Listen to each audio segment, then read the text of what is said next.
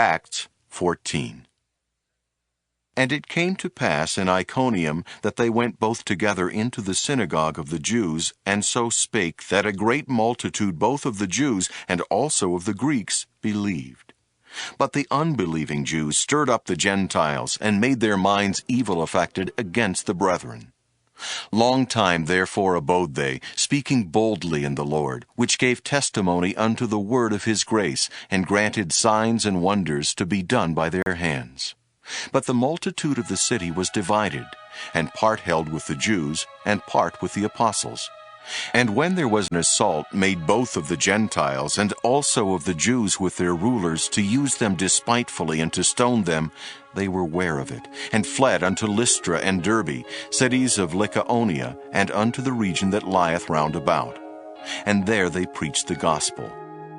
And there sat a certain man at Lystra, impotent in his feet, being a cripple from his mother's womb, who never had walked. The same heard Paul speak, who steadfastly beholding him, and perceiving that he had faith to be healed, said with a loud voice, Stand upright on thy feet.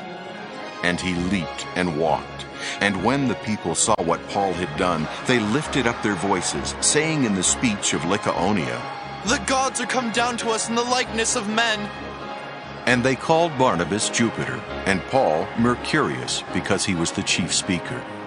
Then the priest of Jupiter, which was before their city, brought oxen and garlands unto the gates, and would have done sacrifice with the people, which when the apostles Barnabas and Paul heard of, they rent their clothes, and ran in among the people, crying out and saying, Sirs, why do ye these things? We also are men of like passions with you, and preach unto you that ye should turn from these vanities unto the living God, which made heaven and earth and the sea and all things that are therein, who in times past suffered all nations to walk in their own ways. Nevertheless, he left not himself without witness, in that he did good, and gave us rain from heaven, and fruitful seasons, filling our hearts with food and gladness. And with these sayings scarce restrained they the people, that they had not done sacrifice unto them. And there came thither certain Jews from Antioch and Iconium, who persuaded the people, and having stoned Paul, drew him out of the city, supposing he had been dead.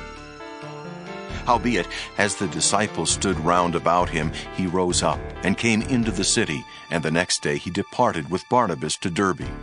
And when they had preached the gospel to that city, and had taught many, they returned again to Lystra, and to Iconium and Antioch, confirming the souls of the disciples, and exhorting them to continue in the faith, and that we must through much tribulation enter into the kingdom of God.